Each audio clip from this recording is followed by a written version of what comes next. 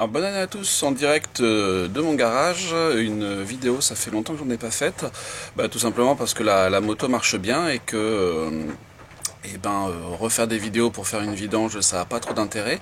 Mais là, il y a une intervention qui va demander un petit peu de travail.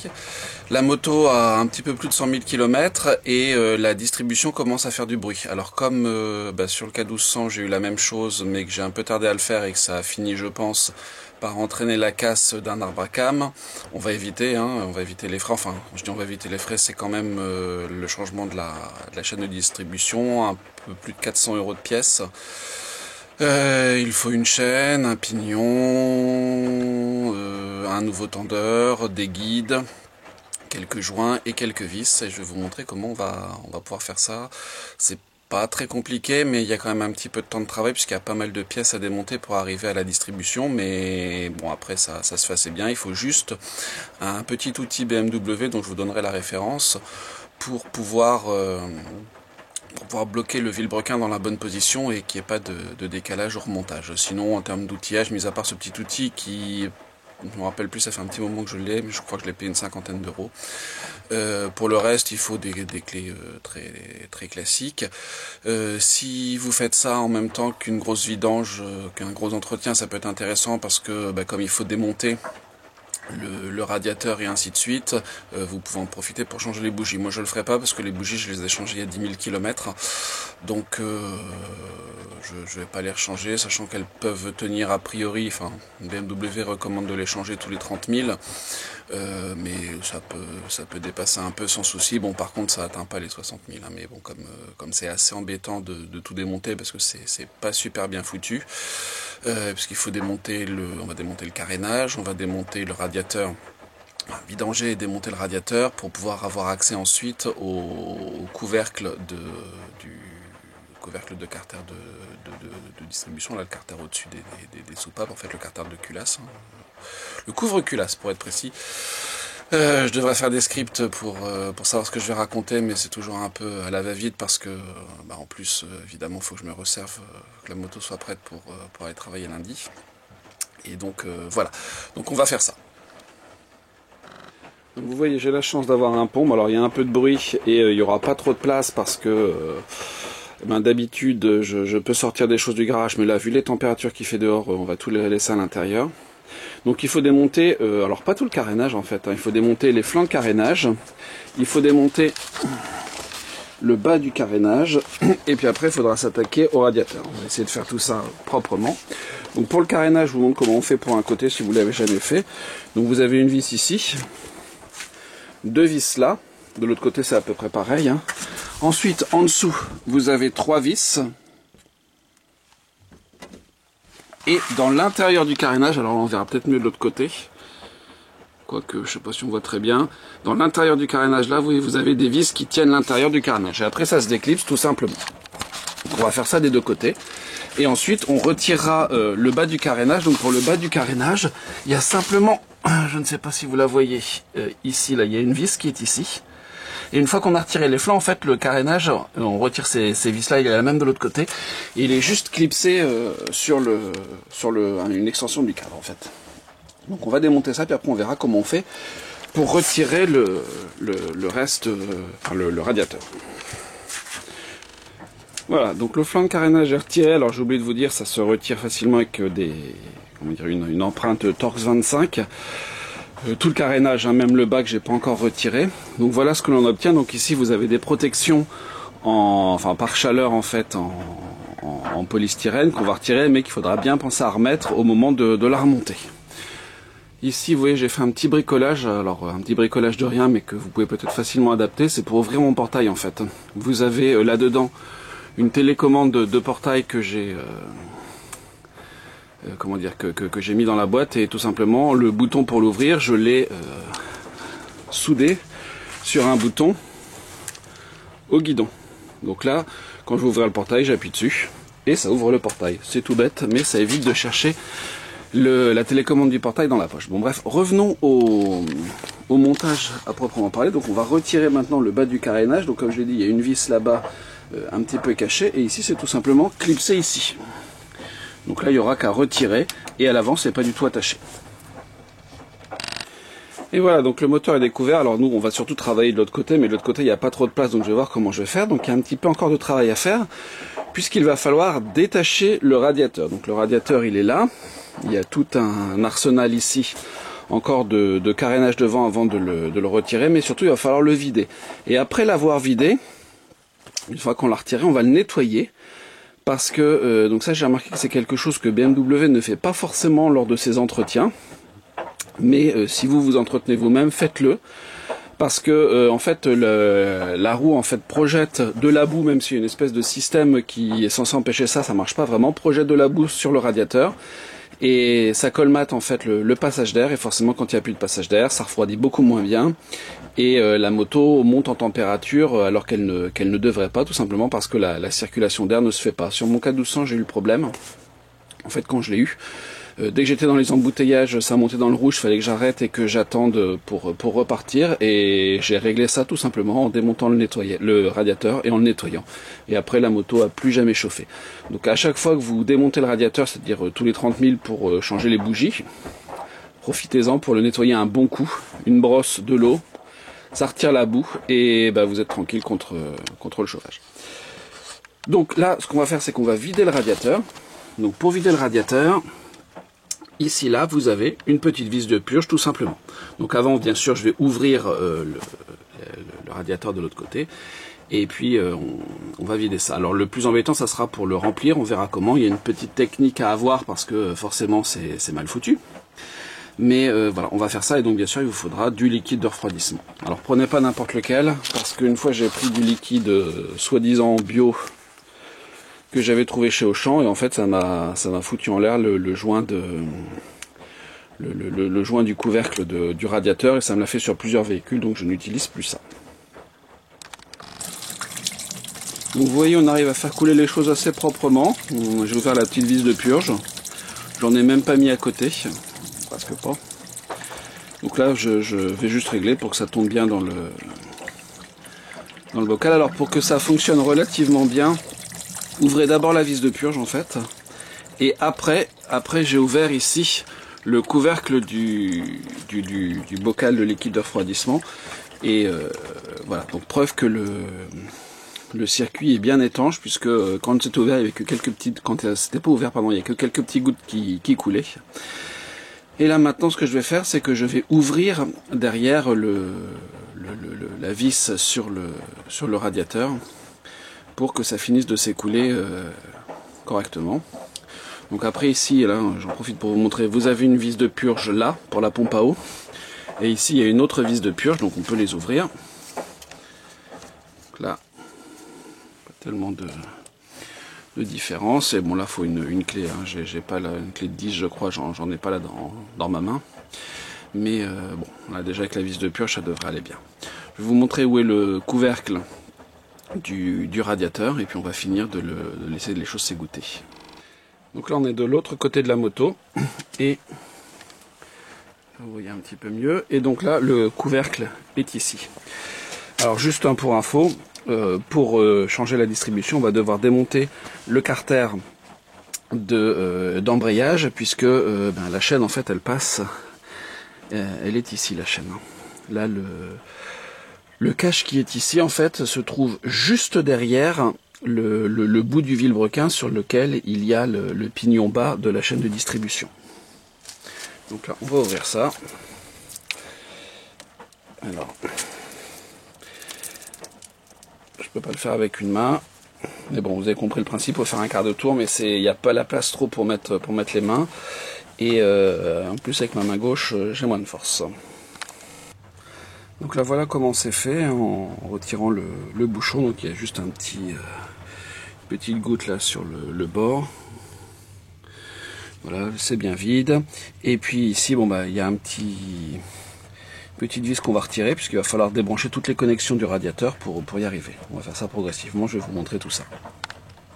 Alors ensuite, comment démonter ce radiateur? Donc là, vous avez, pas filmer la lampe, ça n'a pas d'intérêt.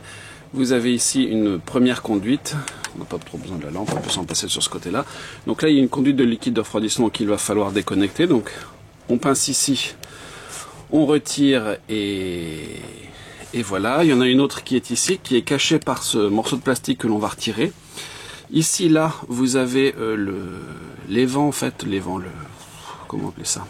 Ça vient de la boîte à air, en fait, et si vous avez, à force de rouler, en fait, vous avez des vapeurs d'huile qui remontent dans la boîte à air, qui se condensent et qui sont censées ressortir par là. Donc, on tire le petit bouchon et ça vide la boîte à huile.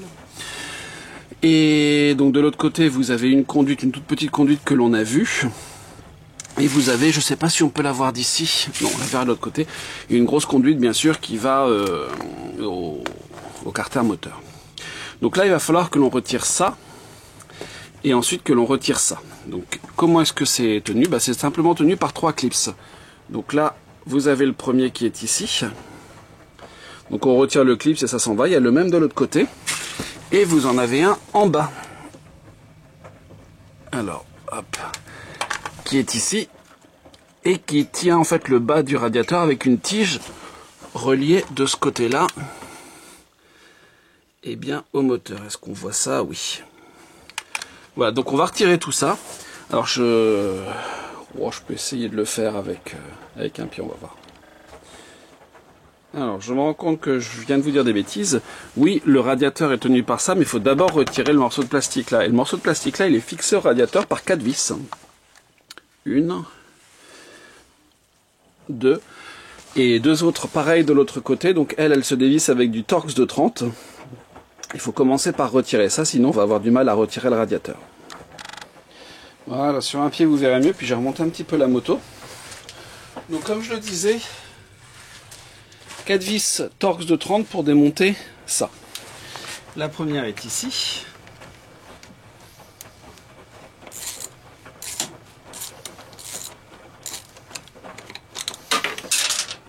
Attention de ne pas la faire tomber dans le bac. La deuxième est là.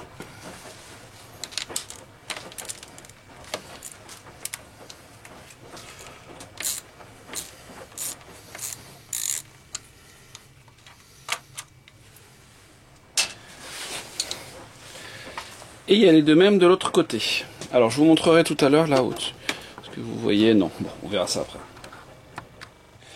Alors quand vous retirez ici le plastique, hein, donc là on est de l'autre côté de la moto, attention, on ne pense jamais à tout. Vous avez à l'intérieur, ici on la voit, la sonde de température qui affiche la température au tableau de bord. Donc là derrière, elle est juste maintenue par un petit clip dedans, donc il suffit de lui faire un 1/8 de tour et on arrive à la dégager. Donc là, hop, si on va voir. Hop, il suffit juste de la tourner et ça sort. Et là vous avez le machin plastique que je vais sortir de l'autre côté parce qu'il y a plus de place. Voilà, donc là je l'ai sorti, je vous relatais juste un petit souci. En fait, les vis là qui maintiennent les flancs de carénage qui sont à l'intérieur sont maintenues derrière par des petites rondelles en caoutchouc. Et au bout d'un moment, parfois, les rondelles en caoutchouc se coupent et vous avez la rondelle caoutchouc qui reste coincée ici, qui empêche la vis de sortir. Donc ça, avec une pince, on va la voir facilement, mais vous avez intérêt à avoir des rondelles en caoutchouc pour remettre. Enfin, quand je dis rondelle en caoutchouc, c'est une espèce d'écrou moulé dans une rondelle en caoutchouc. Je vous donnerai la référence. Voilà, donc là vous observez le radiateur presque sans rien. Vous avez ici une petite plaque qui lutte contre les cailloux, donc ça se retire tout simplement. Elle aussi, on va la nettoyer, même si elle n'est pas très sale. Et voilà le radiateur. Donc le radiateur ici, on remarque qu'il y a quand même pas mal de crasse. Donc un petit nettoyage lui fera le plus grand bien. Et c'est vraiment très sale. Donc on va bien le nettoyer à l'eau. Pourtant il a été nettoyé il y a 10 000, mais là j'ai roulé dans... il a fait mauvais tout ça, donc ça attire la crasse sur le radiateur. Et la moto se refroidit moins bien. Donc on va faire attention à ça. Ensuite, comme je le disais, il y a les fameux clips. Donc il y en a un ici. Ça se retire comme vous le voyez assez facilement. L'autre de l'autre côté, est-ce que je peux l'avoir d'ici? Oui. Et ensuite, il va falloir retirer celui du dessous. Alors, j'avais une pince tout à l'heure, elle est là. Donc, attention en bas, il y a clips plus rondelle. Et ensuite, en bas, on va simplement tirer là-dessus. Donc, attention au caoutchouc. Attention de même, si votre radiateur n'est pas en bon état, parce que j'ai déjà plié en fait la lame du bas sur un vieux radiateur, c'était sur le K1200. Voilà, on fait ça proprement, tout doucement, en appuyant bien là où il faut pour dégager en fait ça. Et maintenant, on peut retirer cette partie-là. Alors non, je dis on peut la retirer, mais en fait, non, elle se retire après le radiateur. Donc, vous voyez que c'est... Alors vous voyez pas, non, parce que c'est pas remonté. Voilà. Donc ici, la partie plastique qui est là se retirera après le radiateur. Donc ce qui veut dire qu'il va falloir d'abord démonter ça. Même chose de l'autre côté, je vous montrerai, pour pouvoir sortir le radiateur, et ensuite on pourra retirer ça, qui nous permettra d'accéder au couvre-culasse.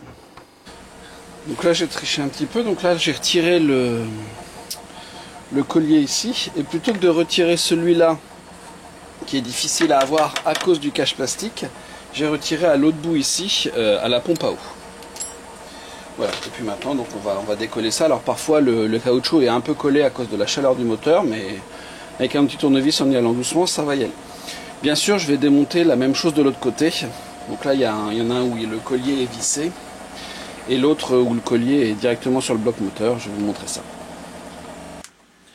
Voilà, donc là j'ai décalé le radiateur. Donc vous voyez qu'il y a des petites gouttes de liquide de refroidissement qui coulent. Et avant de le retirer complètement, il faut retirer la connectique du ventilateur. Ça, on va voir ça de l'autre côté. Alors nous voilà de l'autre côté, donc il y a moins de lumière. Vous avez ici, en dessous vous verrez mieux, il y a moins de place aussi. Donc là vous avez le ventilateur qui est accroché, enfin dont la connectique est accrochée ici, là. Et juste à côté ici c'est le câble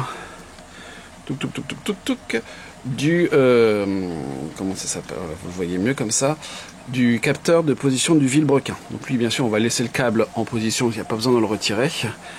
On retirera le capteur, mais on laissera le câble comme ça, et on va juste déclipser ici la connexion du ventilateur. Alors je peux pas maintenir en même temps la lampe et le déconnecter, donc comme le ventilateur on lui fait faire un petit quart de tour pour le déclipser, et ensuite là il n'y a plus qu'à appuyer ici.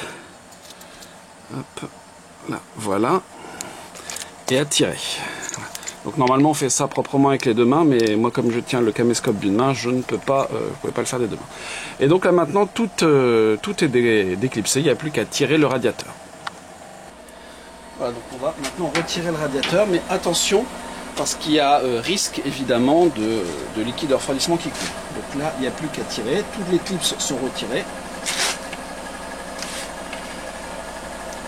Mais c'est maintenu par des cylindres blocs en caoutchouc, donc il peut y avoir une certaine résistance. Donc pour vaincre la résistance, j'avais un tournevis tout à l'heure. Qu'est-ce que j'en ai fait? Il est de l'autre côté. Voilà. Et donc je vais simplement pousser un peu avec le tournevis. Pas assez gros, mais en même temps il doit pas y avoir une grosse résistance. Voilà. D'un côté, je le laisse pendre un peu comme ça, histoire de vider ce qui reste d'eau dans le radiateur. Donc là le liquide est vert, c'est du liquide Motul que j'avais mis la dernière fois. Mais là je vais mettre du liquide que j'ai eu chez BMW, qui normalement, enfin il est bleu et il respecte scrupuleusement normalement les préconisations de BMW. Enfin ça on n'en est pas encore là. Donc ça a fini de goûter, je vais déposer l'autre côté.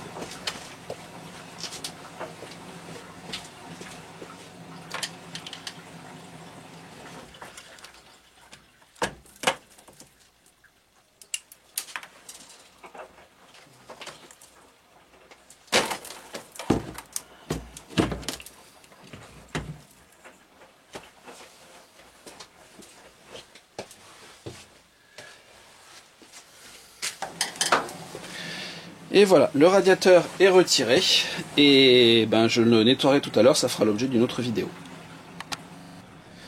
Donc maintenant, on peut retirer le cache en plastique qui est là.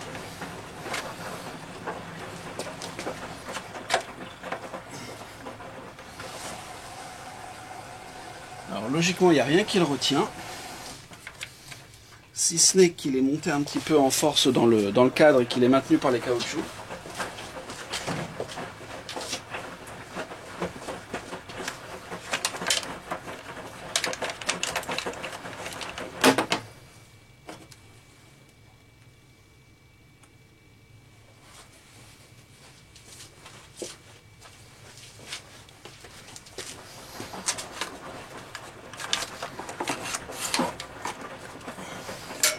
Et voilà.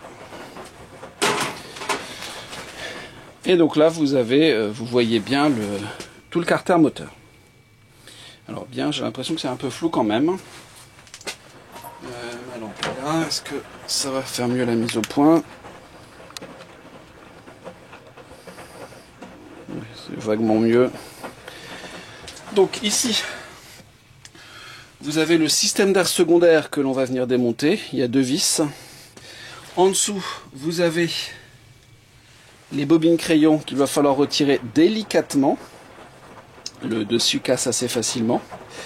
Et puis là, vous avez le dessus du carter avec des vis qu'il va falloir retirer. Et il va falloir faire très attention de ne pas les faire tomber dans le trou.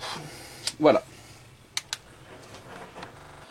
Donc pour la barre du système d'air secondaire, donc ici il y a un petit clips à tirer. Alors attention parce que cette partie-là est assez fragile, ça m'est déjà arrivé de la casser. Et c'est très embêtant. Alors c'est pas une pièce très chère, enfin pas une pièce très chère si, parce qu'il faut, ça se détaille pas, donc faut la trouver d'occasion. Mais faut démonter après tout le réservoir et la boîte à air, puisqu'elle est fixée en dessous de la boîte à air. Et donc là ici vous avez une vis qui est là. Alors hop, comme ça vous verrez mieux. Donc Torx 30 et la même de l'autre côté là-bas. Donc on retire et puis après là aussi c'est maintenu avec du caoutchouc, donc il faudra tirer doucement. Donc je vais commencer par retirer ça. Donc on appuie sur le cercle en plastique autour doucement et on tire doucement. Et voilà, on a retiré ça. Ça, je le coince là-haut. Ça, je vais le coincer sur le côté pour pas que ça nous gêne. Bon. Cette partie-là, donc ça c'est la pompe à eau. Je vais le laisser comme ça, c'est pas top pour la caméra, mais sinon il faut changer en plus un joint qu'on n'a pas besoin de changer puisque la pompe elle est en bon état. Ensuite donc le système d'air secondaire, comme je l'ai dit, Torx de 30, une première vis ici. Alors est-ce que c'est du 30? Je croyais que c'était du 30, mais c'est peut-être que du 25. C'est du 25. Donc mea culpa, Torx de 25.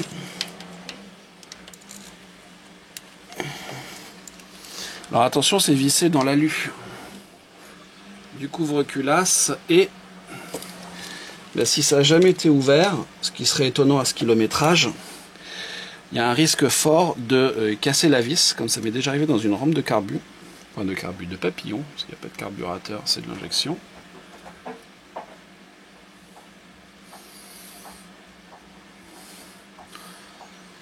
Alors ce qui est embêtant ici, c'est que, comme vous le voyez, à cause de la roue avant, il n'y a pas beaucoup de place pour travailler. Oups, en voilà une. Et la deuxième tout au fond. Vous allez me dire que c'est plus simple à faire de l'autre côté, et vous aurez raison. Mais de l'autre côté, j'ai beaucoup plus de mal à mettre la caméra.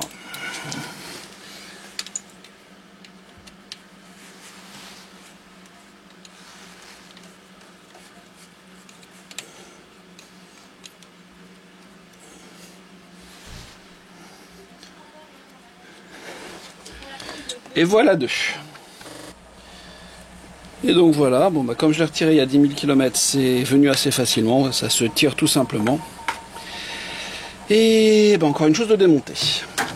Étape suivante, pour retirer le couvre-culasse, il va falloir que l'on retire, alors est-ce que vous les voyez pas trop bien, hop, les bobines crayons. On va essayer de mettre la caméra légèrement différemment. Voilà. C'est mieux comme ça. Donc vous en avez une là, 2, 3 et 4. Alors ça c'est le tuyau que je vais là aussi coincer. C'est le retour en fait de liquide de refroidissement. Les bobines crayons, il faut faire attention à deux choses. D'une part à ne pas casser la tête. Et d'autre part, il faut les déconnecter électriquement ici. Et là aussi ça peut être un petit peu fragile. Donc j'ai retiré la première. Alors désolé pour le bruit, hein, c'est la machine à laver qui sort. Il y en a encore pour un petit peu.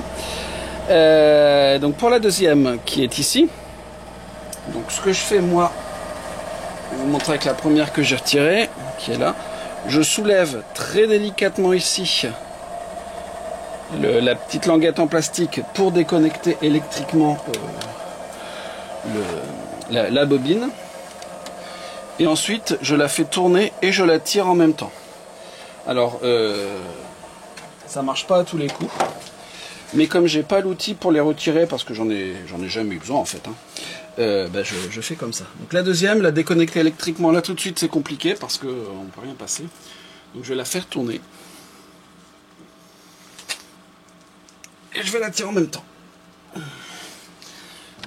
Bon, tout d'un coup je me dis que j'avais peut-être oublié d'appuyer sur enregistrement, donc je suis en train de retirer les 8 vis ici du couvre-culasse, Torx de 40. Voilà, ça se retire à peu près bien, mais il faut faire attention parce qu'à cause du cadre il n'y a pas trop de place.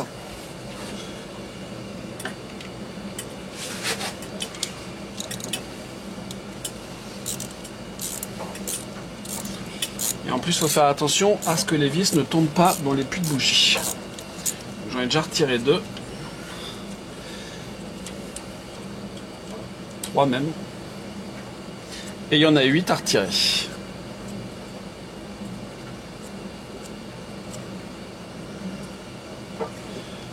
Voilà, 3, 4. Donc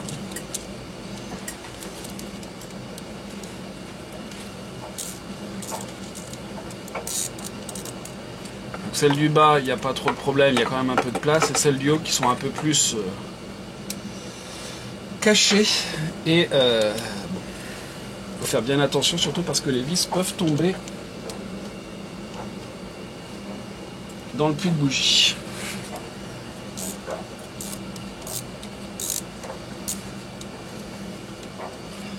Les vis ou l'empreinte Torx 40.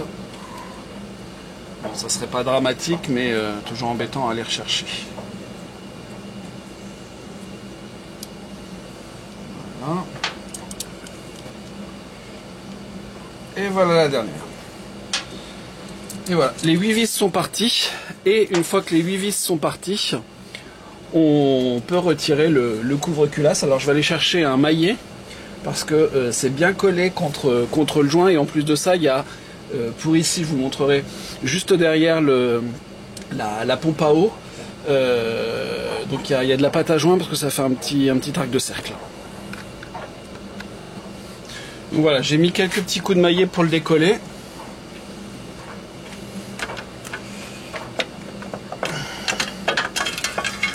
Et voilà, on peut sortir le couvre-culasse. Et vous découvrez ici les rampes les arbres à cames et ainsi de suite. Donc après il va falloir qu'on aille travailler de l'autre côté.